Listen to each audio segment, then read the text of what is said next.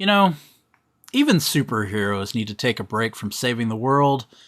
Sometimes they have to battle their evil alter egos and fix their outdated software. On this episode of Moving Panels, we discuss Superman 3. Welcome to Moving Panels, the podcast where we discuss movies and TV shows based on, inspired by, and adapted from the world of comic books. I'm your host, Laramie Wells, and joining me today in the co-host chair is someone who, much like Superman 3, knows how to bring the perfect blend of wit, charm, and has a knack of thwarting any unexpected computer glitches. It's the creator and host of the 80s Flick Flashback podcast. Please welcome Tim Williams. Hello, everybody. Glad to be here. Thank you so much, Laramie. Not a problem. And it is June. This is my birthday episode. Yeah, and it is I know we're supposed to be getting into the Death of Superman stuff, but I couldn't bypass this point because this is the 40th anniversary of this movie. Mm-hmm. We're about a little over a week ahead of its actual true 40th anniversary because it was released June 17th, 1983. It is also the 75th review episode for Moving Panels. Oh, very nice. So yeah, it was perfect. Yeah. Of course, this is the 85th anniversary of Superman. It's a Superman summer. The summer of Superman. That's what I should call it. You should have called. Yeah, there you go. The summer of Superman. I will have to get on that, put those ads out there. This is the summer of Superman. There you go. So we are talking Superman 3. Tim has joined me for all of the Superman movies. Again, I said it was released June 17th, 1983. Everybody knows I first saw it on television, but when did you first see it? I am fairly certain that I saw this one in the theater. That is awesome.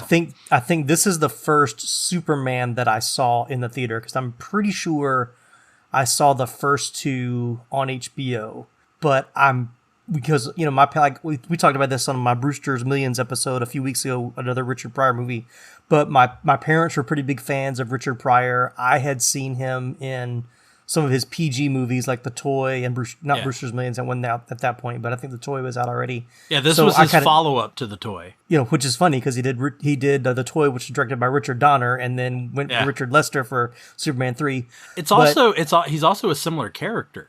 Yeah. Because he's an unemployed guy who takes a job on a whim and for a rich white person. There you go.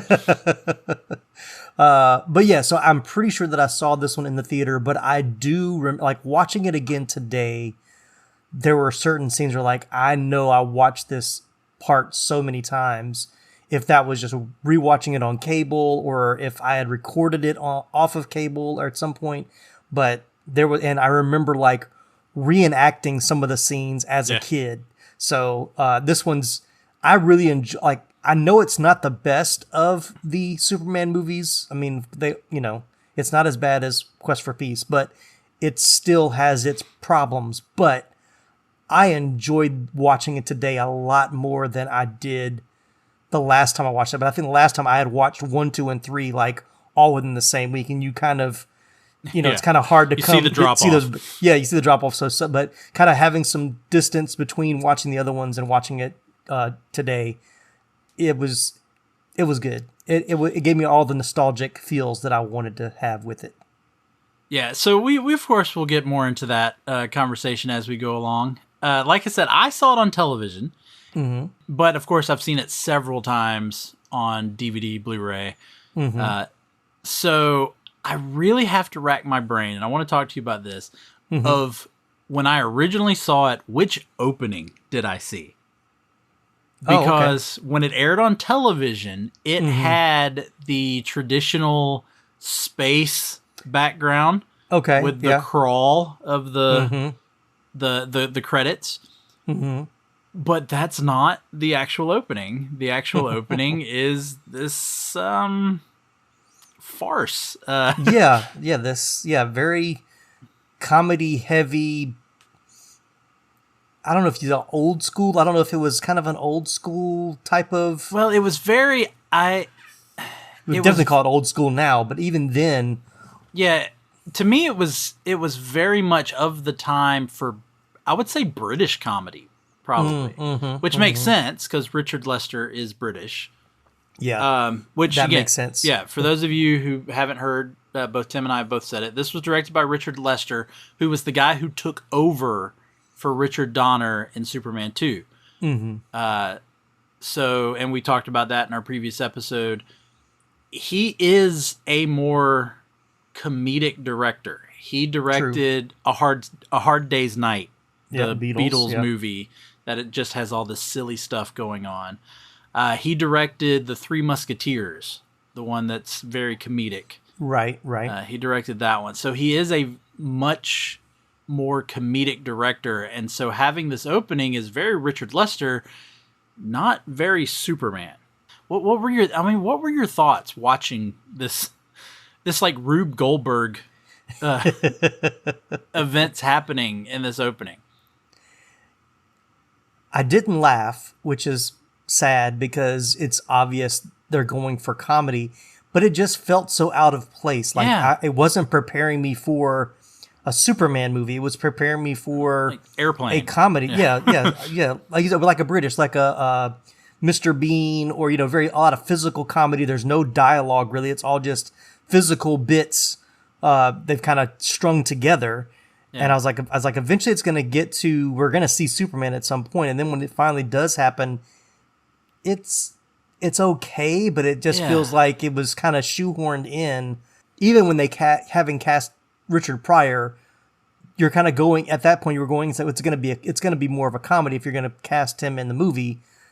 So it's kind of setting it up to be more comical than the other ones. Even though we talked about, even in the second one, there were a lot of comedy bits that Richard Lester added in that made the movie very uneven and completely different from the original Superman. So it felt off. Yeah. And so this movie was written by David and Leslie Newman, who I don't know if I brought up. Again, this is going back to our very first episode. I don't know if I brought up. They originally wrote the first Superman. Okay. They wrote the first two. But then when Richard Donner came in and he read their script, he then brings in Tom Mankiewicz.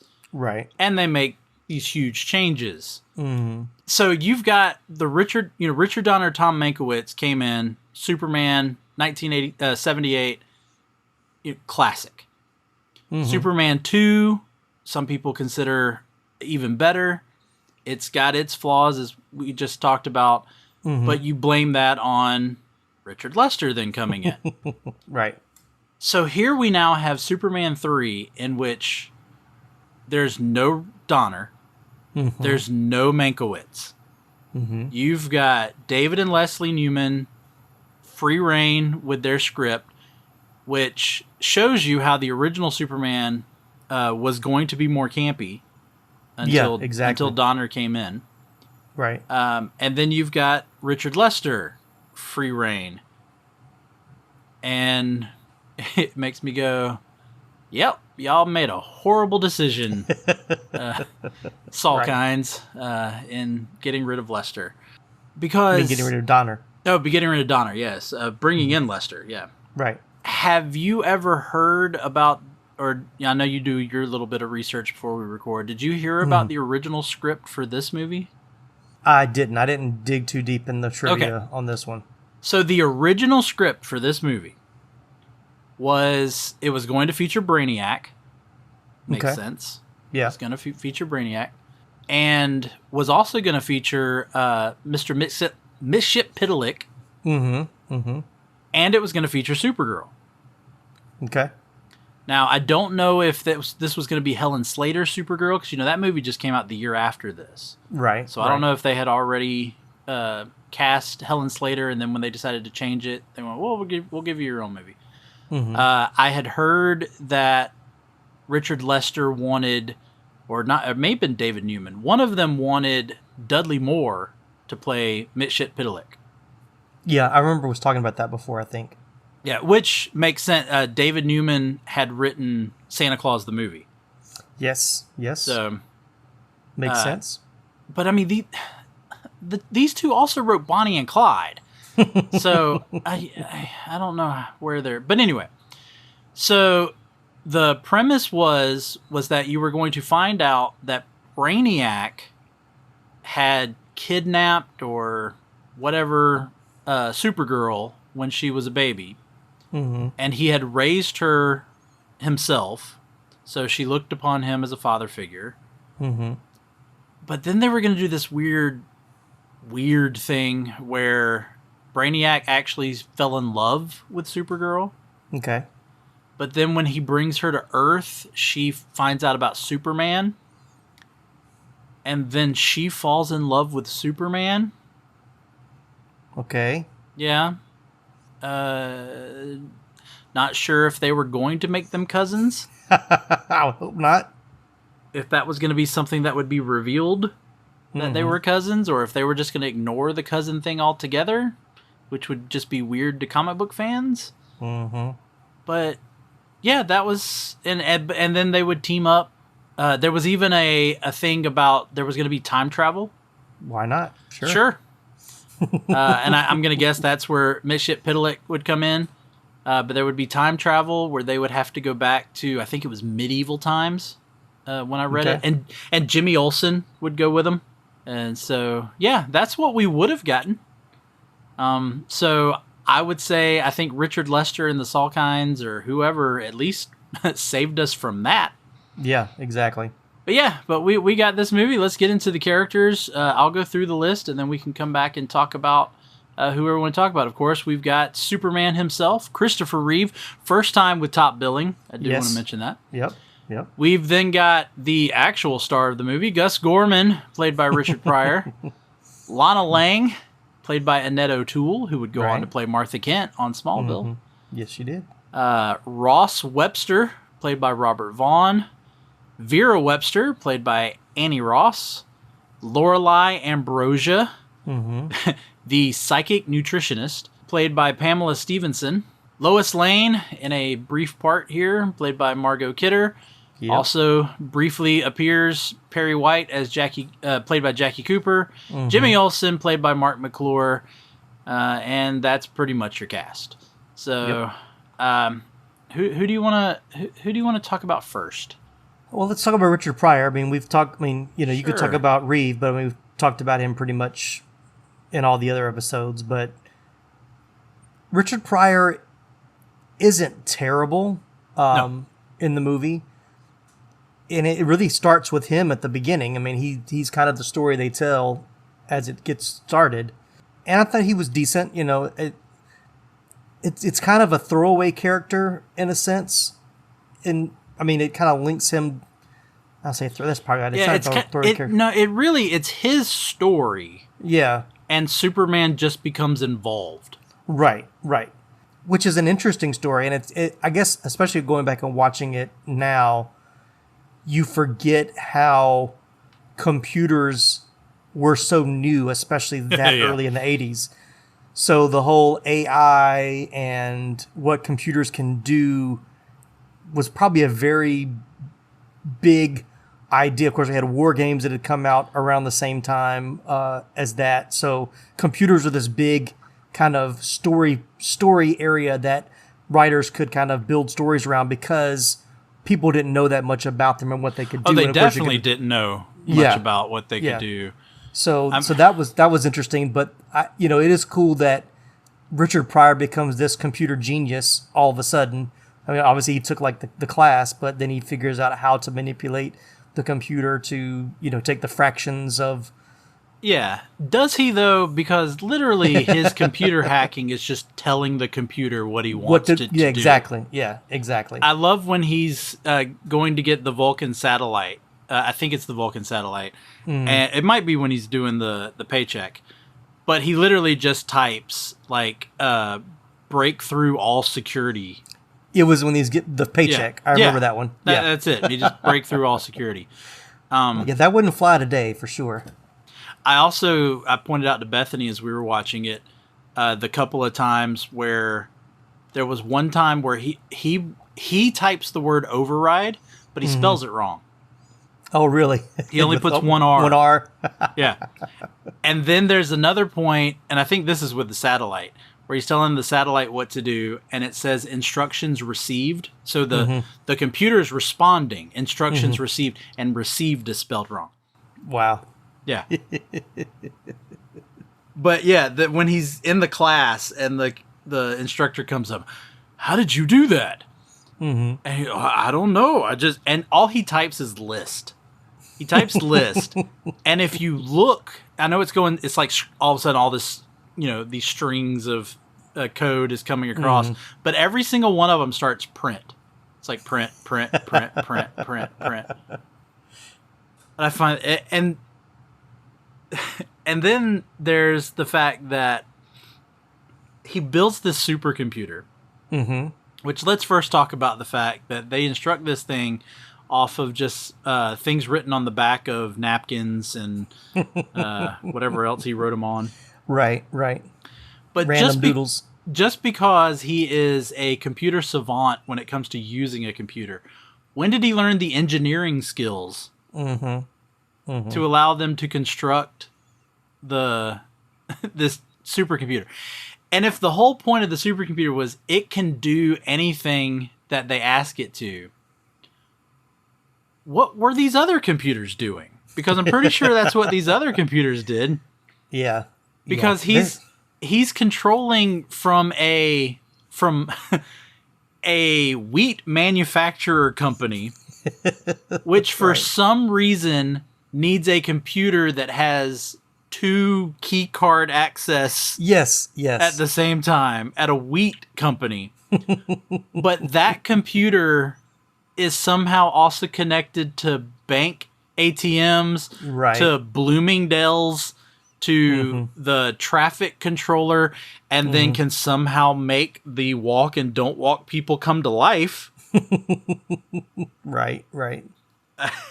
I mean, what do you need the supercomputer for? Yeah. I didn't quite. Once again, nobody knows what computers can really do. Yeah. So we just make them do anything. Yeah, and then it finds the missing piece of kryptonite. Yeah. Y'all do understand that computers have to be programmed, right? Like, they have to be programmed. Right. Just like at the end, when it's like it's feeding itself now. It's pulling energy from where it's like, okay, so now we're getting into AI where it's thinking on its own, and then it somehow sucks in a live person and then makes them a robot by putting electronic things on the outside of them. Yeah, we're gonna hold on that because I want to come back to that later. I knew we would. But I also want to go into the supercomputer, and apparently this giant cavern-sized supercomputer. Yes. How do you turn it off? You remove one screw. Yeah, exactly. One screw. That turns it off. One screw. Yeah. And I love how the axe just happens to be in that why one is there spot. an axe? Why is there an axe? Because it's got to be up to code. They can't build it without being up to fire code, right? There has to be an axe or a fire extinguisher within, in certain areas of it, for sure. But even when they arrive, and Vera was like, okay, you push that, you pull this, you do that, and you need to do that, and Lorelai, so you mean just push this red button. How do either of you know any of this? Once again, he's a throwaway character. Why is he all he does is get things started, but they figured everything out before he even gets there. And why is he riding on a donkey to get to the cavern? To make it funny, because he was scared of the James Bond balloon chairs. And why do they have a skiing mountain on top of a city skyscraper? But anyway. Okay, that was cool. I'm not, but we'll get into that too. So let's get back to characters as we get too much. Was Gus based on a real character? He was not in the comics. No, I didn't think so. They did bring him back in the Superman 78 run. Okay. No, Gus Gorman, other than him having the alliterative name that everyone in Superman comics apparently needs to have. No, he was made up for the movie. Did you hear how Richard Pryor got the job? Is that when he was joking on the Tonight Show that he wanted to be in a Superman movie? Yeah. Yeah, he talked about he had just seen Superman 2 and it was amazing. He could believe, he'd love to be in a Superman. So the Salkinds went, okay. Why not get Richard Pryor? Why not? Yeah. Pay him $4 million. That is what they paid him, $4 million. I have no doubt. So, Do you know how much Christopher Reeve got? Not that much. $1 million. But do you know who actually came out the best of everybody in this movie? Lois Lane? Or Margot Kidder. Yeah. Margot Kidder got $750,000, and she is in the movie for, 7 minutes? Yeah. Yep. With her bad makeup tan in the end. Oh, yeah. Shit, it does look rough. I will say, I know you said we talked about Christopher Reeve a lot in the last two. I will say, I think this is the best Christopher Reeve looks in any of the Superman movies. Yeah, I agree. I think his build is, I think he's in the best shape that he is from any of the Superman movies. And I know at this time, Christopher Reeve was trying to break away from Superman. Mm-hmm. I don't remember if it was, I know it was around this time, but he had done Death Trap. Yep. Which, of course, is spoiler to anybody who's never seen Death Trap. He's a villain in that. There was another movie I think he did. He did Somewhere in Time. Just more. He did He did Street Smart. Where was that after this one? Again, I don't know the Morgan Freeman. That's the exact dates. Yeah. He would later. I do know later would do Noises Off, but that's more of a comedy. Mm-hmm. But the other thing I have to praise Christopher Reeve for is his acting in this. Oh yeah. Is amazing. He got to do a lot more in Yes. this one for sure. I mean, he got to stretch more as an actor. Yeah. Which was very convincing, which I thought was really good. Oh yeah. We'll get into the evil Superman a little bit later. But let's talk about Lana Lang, because there is a character that's from the comics that this was her first time. Annette O'Toole, Lana Lang. Lana Lang first appeared in Superman number 10 in September of 1950. She has always been a friend of Clark from Smallville. The character, however, was originally attracted to Superman, not Clark. And not Clark. Gotcha. Yeah. And so that was just to create the little jealousy with Lois and create kind of a love triangle going on there. However, they did eventually go back, and at this point in the comics, she was Clark's childhood sweetheart, which is what we now kind of always associate Lana with, as being the childhood sweetheart. I have one problem. I actually do have a few problems with Lana Lang. First off, let me talk positive, though. I love Annette O'Toole in this. Yes. I love Lana Lang in this, even though she does some stupid stuff. But that's not to fault Annette O'Toole's performance. Right. I would have loved to have seen more, because when they end this movie, she's working for the Daily Planet. She has this giant ring that Clark has given her. Right. I would have loved to have seen that story go farther. Yes. Unfortunately, we get Meryl Hemingway to be the quote-unquote love interest for the next movie. So what were your thoughts on Lana Lang? Before I give some of mine. Yeah, I mean, I thought it was smart as far as storytelling, because Lois had been the primary love interest, or the kind of the romantic story for the first two, and how it kind of ended in Superman 2, where she doesn't know that he's Superman anymore, and it kind of gone back to the way it was. It was kind of nice to kind of bring a new person in, and like you said, I think Annette O'Toole was a phenomenal actress. I think she did well with what she was given. I wish there would have been more with her. But yeah, I don't have much criticism about, for her specifically. So my first issue with the Lana Lang character is how she doesn't know Clark is Superman. Because they do seem to be really close. Right. Now, we did, for people who don't remember this, in the original Superman, we do see Clark, Lana, and Brad in that movie, in the short little part at the beginning. Yes. He's the one that takes Lana away in the car. So that is Brad. So you have these teenage actors who have played the younger versions of them in high school. So why in the gym, I know where you're going, do they have pictures of young Christopher Reeve and Annette O'Toole? Yeah. Because by putting a picture of Christopher Reeve, a giant picture, by the way. Yes. Of Christopher Reeve, Clark Kent, Without glasses. I didn't think about it until you just said it, honestly. Yeah. How do they not... especially... And then, hey, look, Clark's back in Smallville. He hasn't been back in Smallville, for a while now. And, completely side, because it just reminded me as I was saying that. They just kill Martha off screen. They in a throwaway line, talk about his mom passing. I totally missed that. Yeah. But anyway, back... So... Clark, first time he's been in Smallville in years and whatnot. Oh, look at that! The little kid with no intelligence gets rescued by Superman. Wait, what? Superman's never been in Smallville, right? Oh, and look, there's a giant picture of Clark on the wall. And look, now we're all looking at Superman at this town celebration to give him the key to the city, and no one can put two and two together. No. I mean, people already laugh at the glasses. But, yeah, that was so strange to me. The second thing is Lana's decision-making. So we, of course, know her bad decision of dating Brad when they were in high school. Right.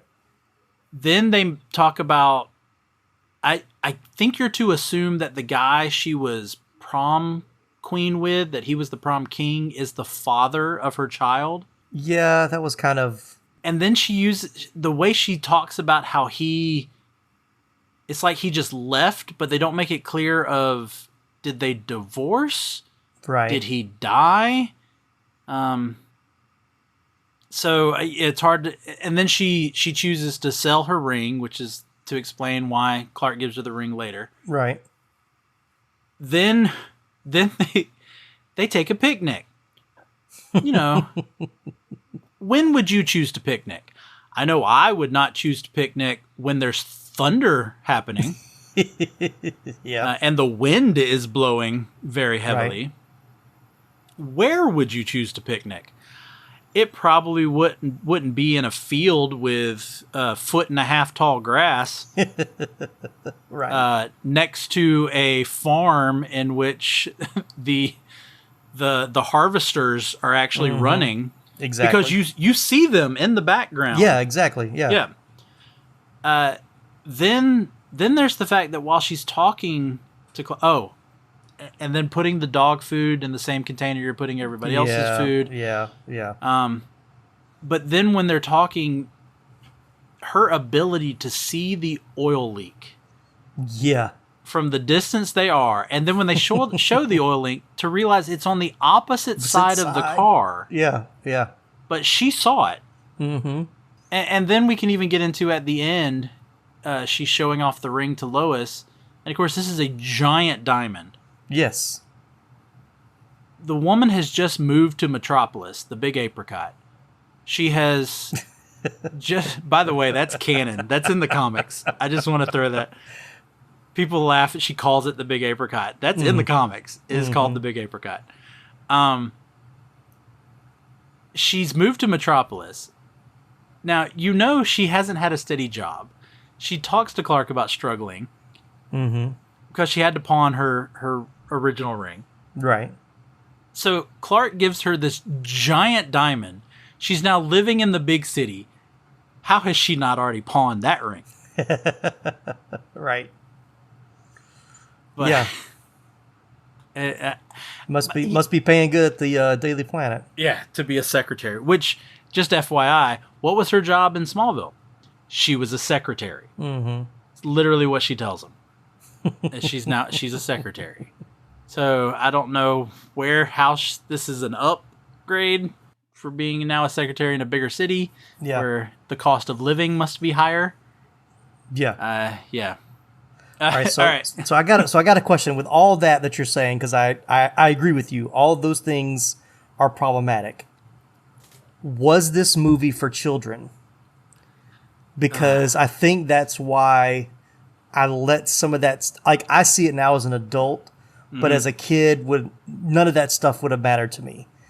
And even like some of the comic things that they're done, yeah. it's and even like we haven't got to the video game version of Clark when they're shooting the missiles at him, and I'm like, this is you're clearly marketing it to young children. So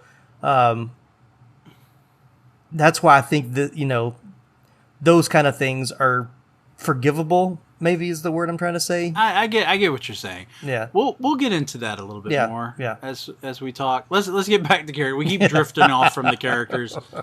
Always. I mean, we were all talking about Lana, but we're which I don't think they're even consistent. Is she Lana or Lana? I think they different people say it different. Yeah, exactly.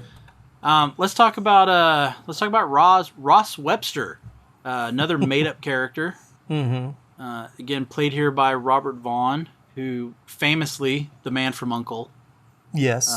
Although for me, he is always General Stockwell from the A-Team.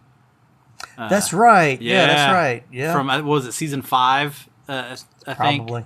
Yeah. Yeah, it was after they get captured, and then he's the one that breaks them out, and then they work for him. So a lot of people think that he is just a replacement for Lex Luthor. Yeah, that's what I thought watching it. I disagree with that. Mm-hmm. And let me tell you why. So, in the comics, Lex Luthor was a mad scientist when he was originally brought on. I think at even one point, he was maybe more a gangster, mobster type character. Right, yeah, I remember us talking about that. But the evil rich guy, the business dude that is trying to conquer the world and do it through nefarious means in a business world. Mm-hmm. That Lex Luthor didn't exist till 1986. After the movies. After the Crisis on Infinite Earths. Gotcha. That's a post-crisis okay. Lex Luthor. So if anything, Ross Webster is probably the reason why we now associate that type of villain with Lex Luthor. I understand that, yeah. Because if you think about it, Gene Hackman's Lex Luthor was a known villain. Mm-hmm. You got to think, he had the secret lair underground. Yeah. Versus Ross Webster, who no one realizes he's a villain. Mm-hmm. He's a well-to-do businessman with this skyscraper in the middle of Metropolis. And he has, Westco, just like later Lex would have Lexco, yeah. Lexco, or LexCorp. LexCorp, yeah. LexCorp, yeah. And so really, I think it is wrong for people to say that he is a ripoff of Lex Luthor. Because, if anything, Lex Luthor would eventually become what Ross Webster was. Mm-hmm. So that's just my thought on that. But I can see the comparison. You got Ross could be the replacement for Lex because Gene Hackman, the rumor around the news is that he didn't want to be in the movie because of the way they treated Donner. Mm-hmm. Which some people even say is the reason Margot Kidder's role is shortened so much. I did see that. Yeah, but Salkin says no, it's because, like you said, it's because the love story was over. Right. We were done with that love story. But then you could even argue that Vera Webster, his sister, Annie Ross's character, is almost a replacement for Otis. Yeah, yep. Because she's the lackey who's maybe a little, I hate to say this about a person, but a little dumb. Right, right. And then you've got Lorelei, who could be a replacement for Miss Tessmacher. Although I did like that they make her a closet genius. Yeah, I love that too. Although you would think if they're going to add that as a characteristic, they would use it for something. All she does is you have the part where she's reading the book, and then she hides it behind the magazine. Right. And then you have the part where she reminds them of kryptonite. And they went, what? And she was like, or krypta head or krypta.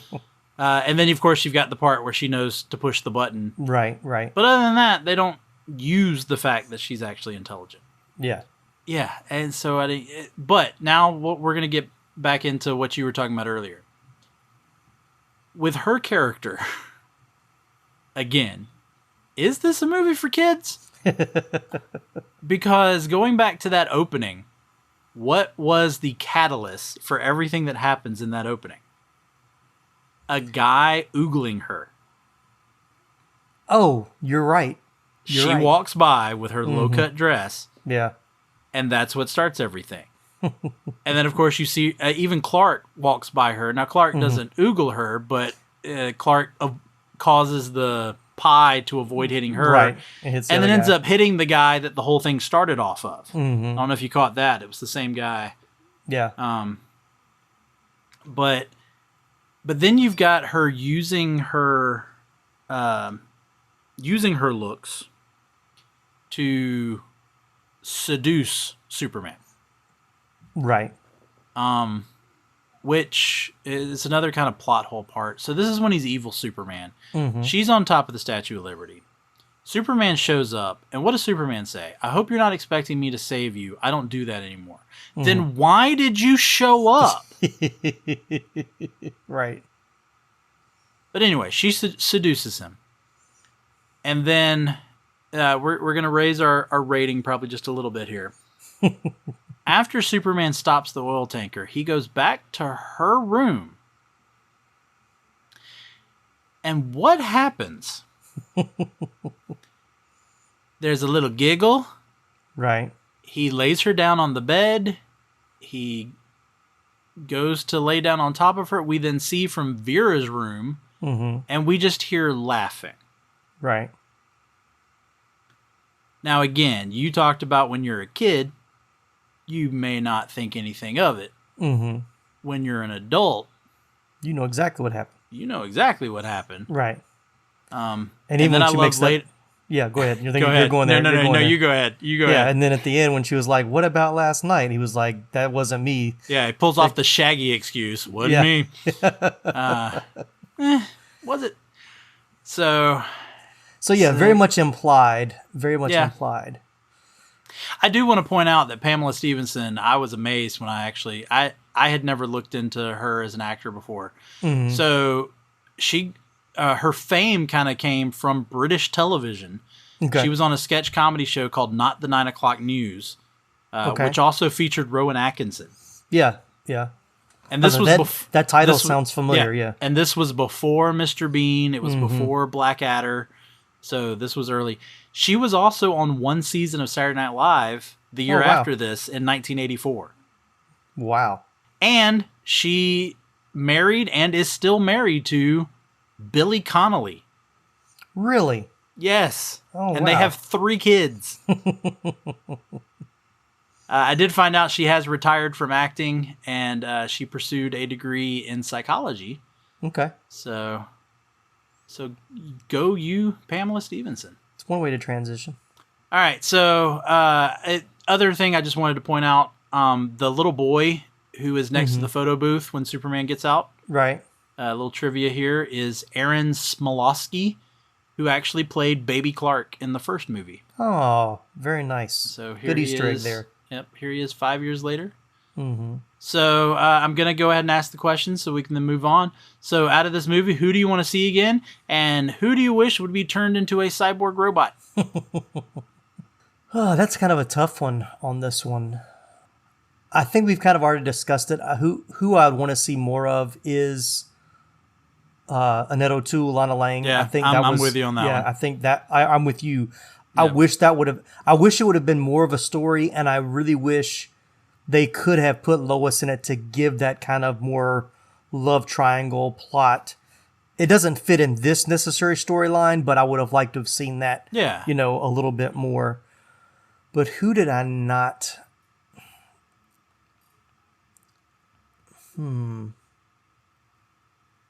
That's really tough. You're probably going to say it. I'm like, I'm going to agree with you because usually. Well, I'll go ahead and say mine. Mine is Vera. Okay.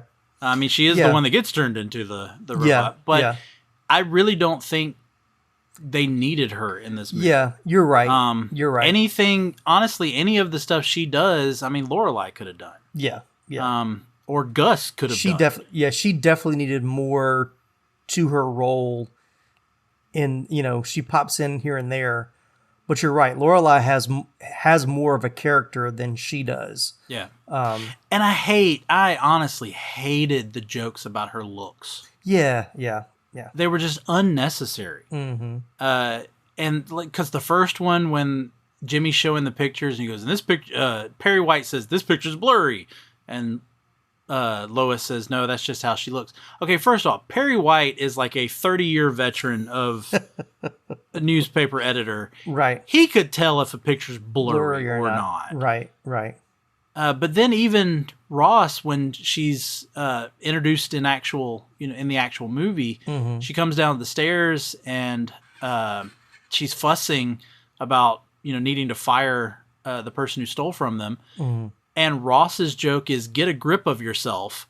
No one else will," or something like that. And I'm just like, oh my God, stop. So terrible. Right. And then they say something about, then when Gus shows up, it's like, "Oh, is this your mother?" And I it's remember that. It's my sister. Yeah. And I'm the younger sister, or yeah. Yeah. The little baby sister, where is it? And you know what? I realize who I don't want to see. Okay. It hit me. The couple that wins the trip. Yeah. Why are they in Columbia. this movie?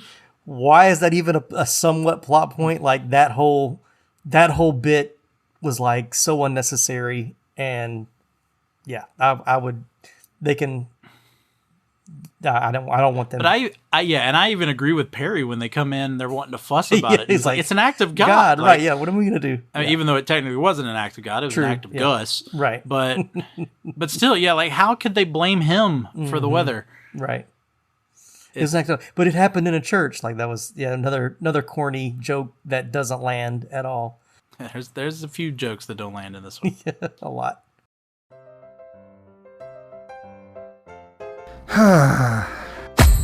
What seems to be the problem, pal? There's just so much pain in the world, so many issues. I don't think I can bear it.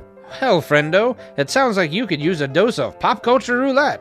Pop culture roulette? What's that? Some sort of pop culture themed podcast or something? That's right, sonny boy. When hope seems far, dive into some PCR. But I already get my entertainment news from Variety. Huh, that's pretty good. If you're a chucklehead, PCR gives you news you need, condensed, unfiltered, and raw, from three nerds who know a little something about something. Wow, okay, sign me up. That's the spirit. Pop Culture Roulette. New episodes every Monday, available on all major podcast directories.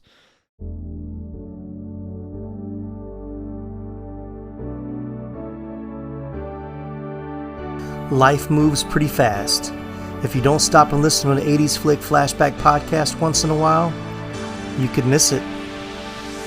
Do you love movies of a certain age? Do you miss the days of VHS tapes, VCRs, and the video rental stores? Does the thought of another 80s movie being remade seem inconceivable? My name is Tim Williams. I'm the creator and host of the 80s Flick Flashback podcast. On each episode, I'm joined by guest co-hosts to discuss one of the many movies released in the 1980s. We share our first-time watch memories, our favorite scenes, and even learn some behind-the-scenes stories about the cast and crew along the way. New episodes are released every other Friday on your favorite podcasting platform. So make like a tree, get out of here, and go listen to an excellent episode of the 80s Flick Flashback podcast. The ad is over. Go home. Go. All right, let's get into the moving panels. So I already talked about the connection with the original storyline. Now, I will say Richard Donner did want Brainiac. Like, that was even Donner's plan, was to use Brainiac. Mm-hmm. And so you still kind of see there is a connection. You know, the computer, I would say even Vera getting turned into the robot. Yeah. I mean, that's very very light, yeah. Because it was around this time that Brainiac actually was a robot in the comics. Okay. Which, the Super Friends, the Challenge of Brainiac's a robot in most of those. But I did some deep diving, and I found a Superman villain called Computo. Okay. This is Adventure Comics number 340 from January of 1966. Okay. And Computo is a giant computer built by Brainiac 5. Okay. So he's not meant to be evil. The Computo is. It's just that Computo becomes, kind of like this one does, becomes self-aware and turns on Brainiac and even merges with Brainiac, similar to how the supercomputer merges with Vera, which let's go ahead and talk about that. Vera getting turned into the robot is one of those scenes. I know you always ask in your show about those iconic scenes. Yeah, yeah. Vera turning into the robot is one of those scenes that is burned into my mind. Yeah. And we've been talking about through this episode about watching it as a child versus watching an adult. Watching this as a child is terrifying. That's right. I mean, you're watching it as an adult, you understand how obviously you know how makeup works and how, prosthetics. And you can also tell that it's the reverse shot where they're actually pulling the pieces off of her. And then when she opens her eyes, those had to be the most uncomfortable contacts. Right. But this scene is terrifying if you're a child. Yeah. And I'll say, even like in that same vein, not this scene necessarily, but the evil Superman scenes are even hard to watch now as an adult. But as a kid, that like I would idolize Superman, like seeing him be so creepy and being evil. Like even when he's like being when the kryptonite first starts working, and he's like, "I've got time. I always make it there." And he sits down next to Lana, and I was like, I feel uncomfortable. It's like, and I'm a 40-year-old man. we're gonna come back to that, but I wanted to finish up about the Computo. Yes, go ahead. So in the comic, the Adventure Comics 340, Computo even uses a kryptonite ray on Superman. Okay, just like this one. Right. But to make another connection. Lex Luthor had actually once used a kryptonite ray on Superman in Superman number 149 in November of 1961, which is titled The Death of Superman. Okay. Lex Luthor actually kills Superman with a kryptonite ray. Now, it is later revealed to be an imaginary story, and then they even retconned it to say that actually happened on another Earth. Okay. That Superman died, because in Superman number 150, Superman's back alive, and there's no explanation whatsoever. But since I said I was going to be doing Death of Superman stuff, had to throw that in. Yeah, it works. But now let's get into the kryptonite and the evil Superman. So fake kryptonite. This kryptonite, even though it is green, kind of takes on the same characteristics as red kryptonite from the comics. Okay. Which red kryptonite causes Superman to lose his inhibition, to lose his morality, moral compass. Yeah. And then in this one, it eventually leads to the Superman split. Not the first time Superman has done this. I found Adventure Comics number 255 in December of 1958. The issue is called The Splitting of Superboy. He is split into two pieces by this alien with some sort of ray. But in this one, Clark is the evil one, and Superboy is the good one. But I like this one because they have a fight in a junkyard. Yep. The two of them fight in a junkyard. And then this one actually ends with evil Clark being killed by an explosion. Like, they imply that he blew himself up. I also found, though, going into actual Superman, Action Comics number 293 in October of 1962, the issue is titled The Feud Between Superman and Clark Kent.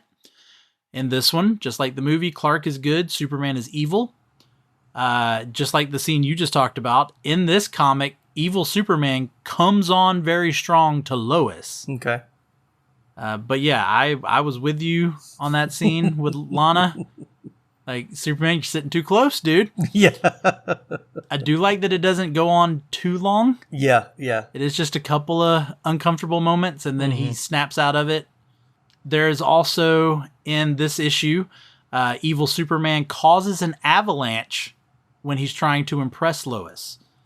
He also spins the world a little bit faster so he can make the day shorter. Okay. And he sends Supergirl and Krypto into the Phantom Zone. Oh, wow. In Action Comics number 115 in December of 1947, Superman makes a diamond by squeezing coal. Now, in this one, what they do is the merger, split, they merge back together after 72 hours.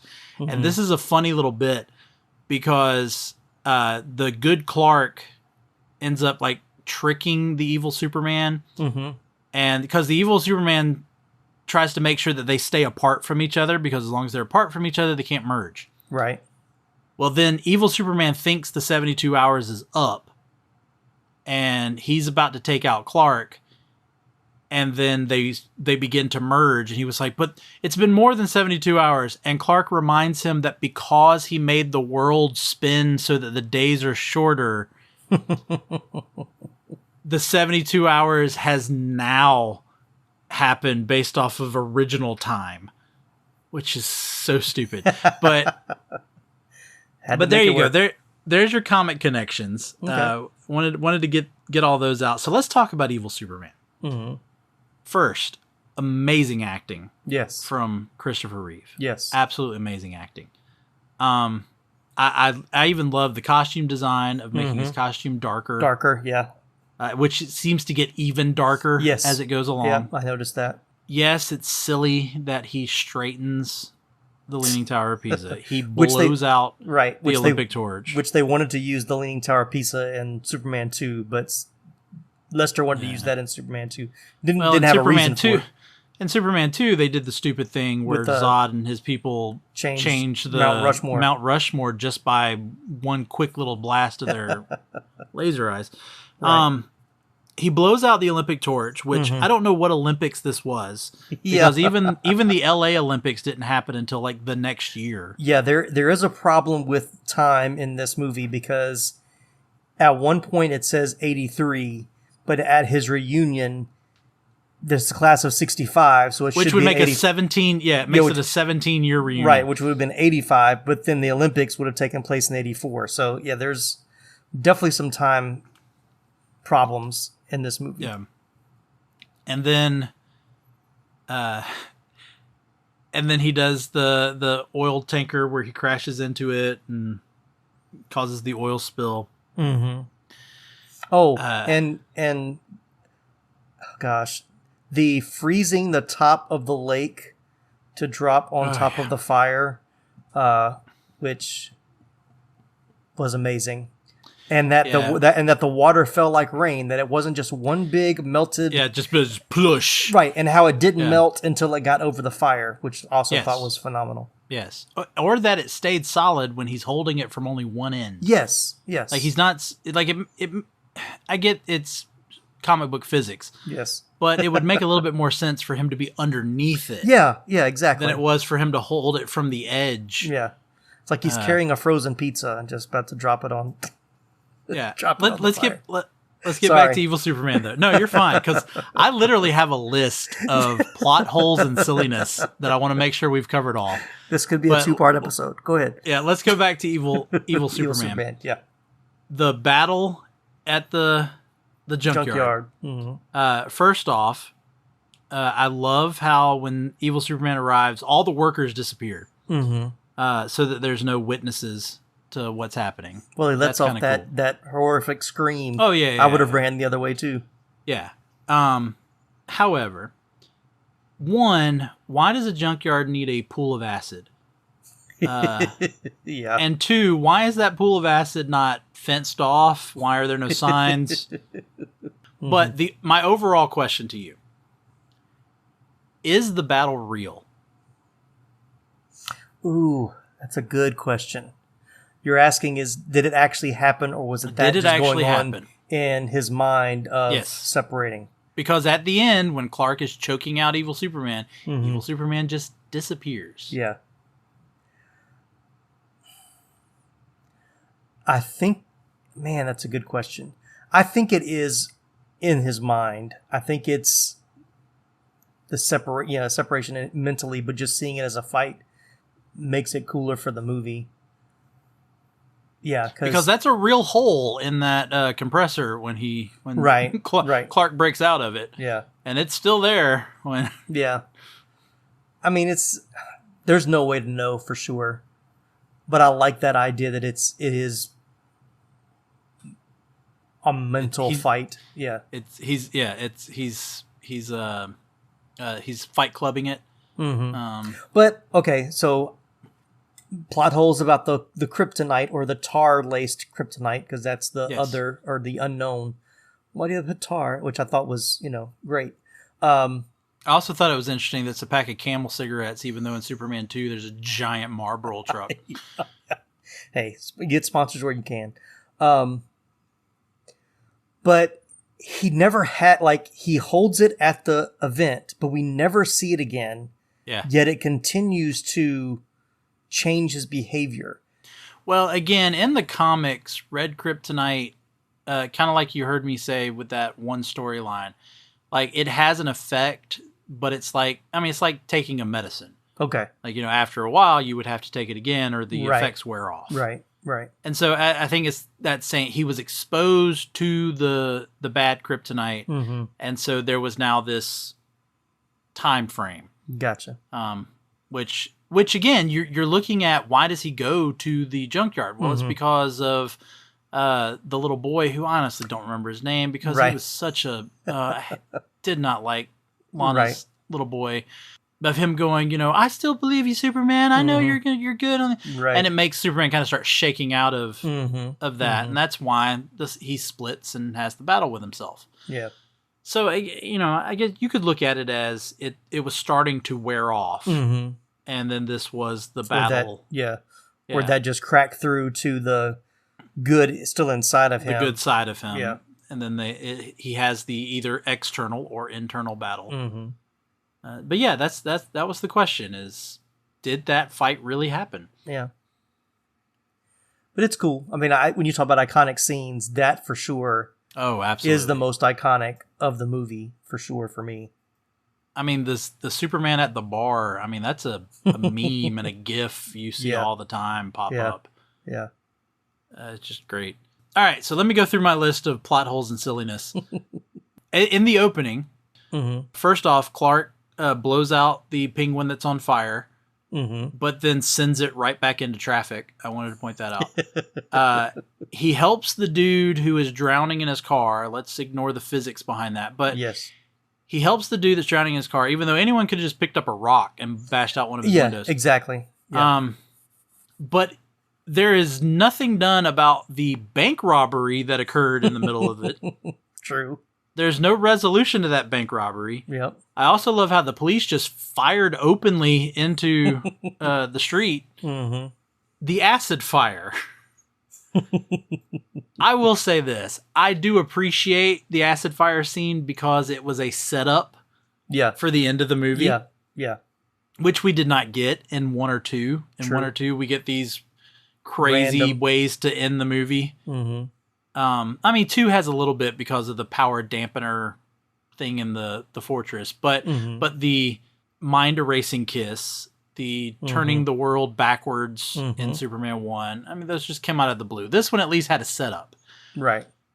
But the fact that here's this acid fire that just happens to be occurring as Clark and Jimmy are on a bus. And then apparently this is the only reason story-wise that Jimmy needed to go with Clark, so that he could be there for this moment. Mm-hmm. Then we've got the fact that the police, even though they're talking about how big of a deal this fire, that's a chemical fire. Mm-hmm. So we're not going to make you go back, 400 feet or anything. You just pull your bus over right here. Right. In which, while the policeman is still talking to the bus driver, both Jimmy and Clark get out. Mm-hmm. And then hide behind, but really beside, a police car, in which the cop that's standing in front of it literally turns and looks at them. Yes. As they are ducked down, and even watches Jimmy as Run off. he is ducked down as if he's hiding. Right. Cop just watches him. So, and then you're talking about the block of ice. When Superman gets to that lake and he blows that entire, I say the entire lake. They couldn't even CGI that the lake was empty because as soon as he lifts it up, the water is still there. at the same level Right. that it was. Right. But I had to say, why didn't you just do that at the acid plant? Just blow the fire out. Yeah. Yep. Let's see. What else? I mean, if you want to talk more, you can talk more. But I'm just going through my list here. I'm sure you'll cover them all. I love Gus just happens to end up in Smallville, and who's the first person he runs into? Clark Kent. Clark Kent, yeah. Let's see. Oh, I love how Ross's plan when he sends Gus to Smallville is so that it's not connected back to them. Mm-hmm. But he sends them to, I know it's called Wheat King, but it literally is a subsidiary of Westcor. Like, it says it on the door.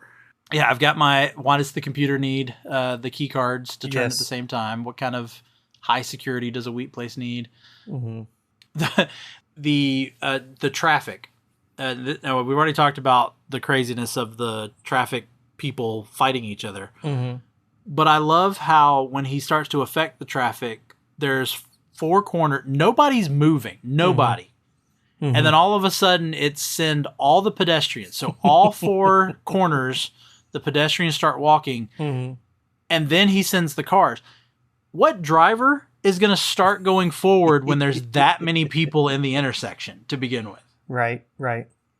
So I wrote that down. I've got the misspelling of the thing. Mm-hmm. Oh, going back to the kryptonite. Superman has seen kryptonite. Yes. Superman is aware of kryptonite. Yes. When someone brings out a giant green rock and hands it to you and you're Superman, why is there no hesitation in grabbing said green rock? Yeah, and let's go back to the green rock. You're presenting this thing to him as it is. Why make it look like kryptonite? Yeah. I was like, why wouldn't they just make it look like a trophy? Make it look like form it in something else. Somewhere. Put it in a see, I was thinking it would have been because they gave there was some medallion, I think, in the first one. Yeah, in the first one they put it on a chain. Yeah. Puts it over. But I was thinking like a medallion that like a little medal that he would wear that would have like a little piece of it inside. But yeah, that one did jump out at me. Like, why would they not? It's the exact same rock he picked up from the lab. Like, they didn't make it look like anything else. Like, here's a gift from the military. I do want to point out, we didn't bring this up, that Gus's plan to take the half cent from all the paychecks. I know some of our viewers that are maybe a little bit younger than the two of us go, hey, that was the same plan in Office Space. Yes. No, Office Space says that they take the idea from Superman 3. Exactly. They say it in the movie. They're like, that's the plot of Superman 3. Speaking of plans, though, how does Ross's oil plan actually work? Because he gets the satellite to tell all the oil tankers to just meet in the middle of the Atlantic Ocean. The Atlantic. So if one captain chooses not to follow those orders, because let's remember again, these boats are controlled by people. Mm-hmm. They may get their messages from a computer, but they're still controlled by people. Why wouldn't, after the other boats arrive and notice, hey, we're all here there's together. A whole bunch of oil tankers here. Or even after they've been there a while, going, hey, we're running out of food. Seems a little off. I mean, this is really a temporary thing. Right. Like, I really don't see how it would have caused Ross to get a monopoly on oil. Mm-hmm. And even when Superman comes back at the end to miraculously blow the oil, which, again, just like in Superman 2, he gets a new power, can throw the S off his chest. Right. In this one, he apparently has the ability to separate oil and water. Yes. Fills up the tanker back with the oil, and then flies away waving. I mean, how long has that boat been sitting there? Like, here's a question. Should Superman be able to get drunk? There has been stuff in some some stories variations. that show that because his metabolism works so fast, Mm-hmm. he actually cannot get drunk. Let's see. Oh yeah, Superman never meets Webster until the supercomputer. Superman has no idea who Webster is until he knows nothing about him. Mm-hmm. Absolutely nothing. But yet one of the first things he says is something about it's the four people, the four of you who you don't know any of those people other than Gus. Right. None of those people. And so it also makes no sense when Webster's going, he's coming after me. Why? Why is he coming after? He doesn't know who you are. Right. Then Vera. So they are trying to kill Superman. Mm-hmm. The computer gets turned off by Gus. The computer fires itself back up. The kryptonite laser starts back up. Now, before this, of course, Gus has already realized, hey, this is all wrong. But even Lorelei has had like I don't like this. That, you know, we're killing. But after the computer starts back up and the kryptonite ray starts up, Lorelei's talking about turn it off, and Vera all of a sudden is like, I can't. Why does all of a sudden Vera care that they're killing Superman? Right. Don't understand. Whereas that. because she thought they lost control of the computer more so I guess. than that's the only thing that's the only it's very thin, it's paper thin of a connection, but that's the only thing I can think of. And then I've got the at the end when Lois comes back. Lois just casually throws in that she was kidnapped by a taxi driver. Yeah. I'm like, wait, what? Right. Let's see that movie. I want that movie. Yeah. And then I've got my final. Lana is working for the Daily Planet, however, never to be seen again. So what happened between 3 and 4? All right. I think we've taken care of Superman 3. How about you? I think we've covered it pretty extensively. It's a silly movie. It is a silly movie. movie. I'll go back to saying, but I enjoyed it. It's still an enjoyable movie.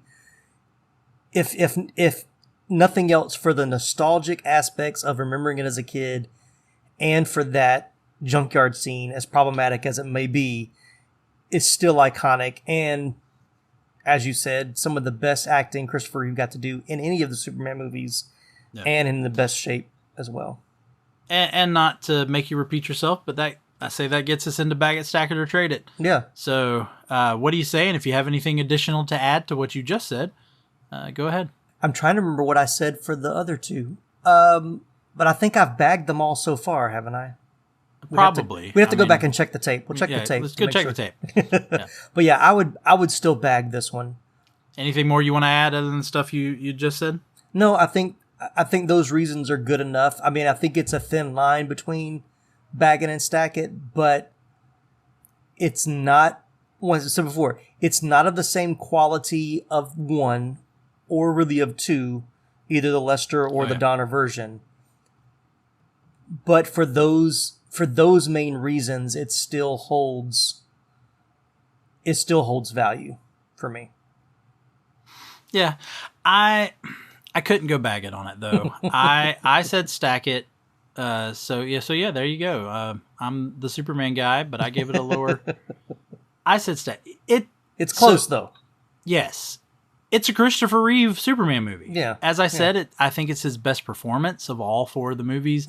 I think he looks like he's in the best shape. I will say it was a little obvious. I don't know if you know this. It was a little obvious that he was wearing a wig. In this movie. For those who don't know, Christopher Reeve actually did suffer from alopecia. Oh, yeah.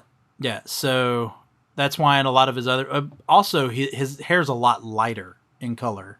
Yeah, I think I did notice that. Yeah, so that's why sometimes in other movies, he's a lot lighter in color. His hair's not as thick. But as goofy as this movie is, I will say... it does harness back to the Silver Age of Superman. Same as Batman. I mean, that's what the Adam West Batman was based on, was the silliness of the comics at that time. And this, it doesn't compare to the first 2, but if you look at it kind of like comics do, where this is just a separate story. It may be the same Superman, but it's this was the story for the month. This was the one they decided to go with, and it was a little silly. Lester's vision of this movie, I think, may have worked better if maybe Richard Pryor's character became the Toy Man. And I know that's kind of funny since he had just done The Toy. Right. But I think something like that would have worked better with his comedy. Yeah. Yeah. To do one of the Superman villains that does have a little bit more of a silly factor to it. Mitch Pitalik could have even, but then you're getting into special effects, and the special effects in this movie were not as good as the first two. But like Tim said, it's a fun movie. It's an enjoyable movie. I even wanted to rack my brain to think, did I actually see this movie before I saw the first two when I was a kid? Because this was one of those staples you'd see on television a lot. Yeah. And so it's worth a watch. It is not the horrible, horrible movie that I think you hear about. Right. And you see you may see comments about and all that jazz. I do not think that it is that. I think it's a lot better than people give it credit for. Yep, I agree. We of course will get to Superman 4 next, and we'll see if that still holds true. But no. But yeah, this is not that bad. So I stand by. I still stand by, though, it's a stack it.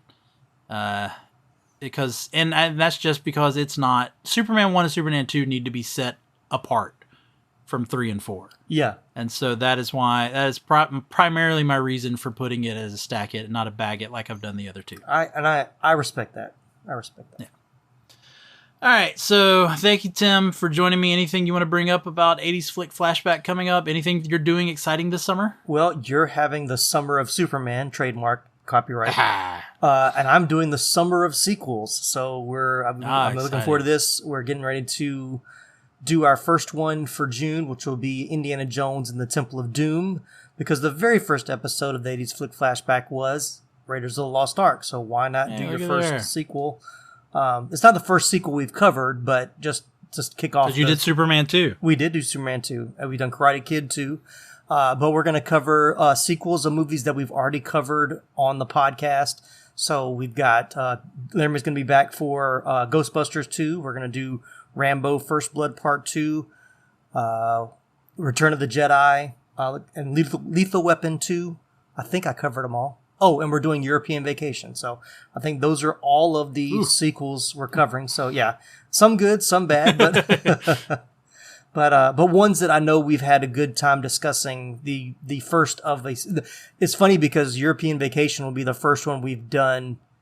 That's the second sequel, but the third one we've covered because we've done Vacation and we've done Christmas Vacation. Christmas, yeah. So we hadn't done European yet. I mean, you did Superman 2 without doing Superman 1 since it came out in the 70s. Exactly. So so I'm looking forward to Summer of Sequels, and then of course in the fall we'll get into our regular format, getting ready for Halloween and then Christmas, of course. So, but I've got I'm really looking forward to what's coming in the fall. Got some fun ones we're gonna do in October, November, and hopefully going to have some special things coming up in the fall as well. So still kind of get those things lined up, but yeah, come check us out. Very exciting. And of course we will continue our Summer of Superman, the 85th anniversary of Superman this year. Again, it was the 40th anniversary of this movie, Superman 3, and it is the 30th anniversary of the Death and Return of Superman storyline. And that's what we are going to get into starting next week. Bethany has sat down and read the Death of Superman story, the 4 issues that lead into it from Doomsday's arrival all the way to the death. And we're going to talk about that. And then she's going to watch the Death of Superman movie. And we're going to discuss that. And then we'll continue into that, talking about how the comics progressed. Then we'll get into the Reign of Superman animated movie that came out, and we'll just do everything that is related to that storyline in this Summer of Superman in celebration of, like I said, the 30th anniversary of that story and the 85th anniversary of Superman himself. And so I'm excited about all of that. And since Tim was already talking about stuff coming up even after and later, I do want to point out that towards the end of the summer, Tim and Nicholas Pepin from Pop Culture Roulette are going to join me. And we've already done the 80s best comic book movie. We are going to do the 90s. We're going to tackle the 90s. Yay! And it's going to take us that long to watch all of the 90s. Probably, yeah. Movies. We've already been coming up with a list, and it is way longer than the 80s. Than the 80s was. Yes. Because I want to say there were only maybe 20 to 30, and now we're already in the 40s of the list I've come up with so far. One did get eliminated. Thank you. Actually, another one did, but I'll tell you about that in just a minute. But thanks everybody for listening. Rate and review the show. Show us the love, and that way it gets out. Go on to iTunes. Give us a 5-star rating, written review. That way other people get to experience the show. But we're going to wrap things up for today. And so thanks everybody for joining us. And for Moving Panels, I'm Laramie Wells, and I'll see you on the other side of the page.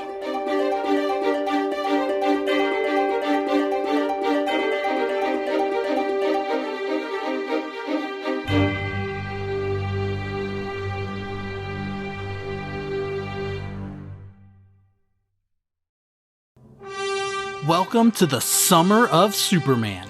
Get ready for an electrifying journey through the iconic tale that shook the world of superheroes 3 decades ago. Moving Panels presents a special series dedicated to the monumental event that changed the course of comic book history, the death and return of Superman. Join us as we dive deep into the pages of one of the most impactful stories ever told, exploring the Man of Steel's ultimate sacrifice and his triumphant resurrection. But that's just the beginning. Experience the thrilling animated movies, The Death of Superman and Reign of the Supermen, that brought this epic story to life on the screen. In each episode, we will dissect every chapter, dissecting the emotions and going behind the scenes of this unforgettable saga and its animated counterparts. From the impact on Superman's friends and allies to the worldwide mourning that ensued, Moving Panels will leave no stone unturned, delivering a comprehensive exploration of this milestone in comic book history.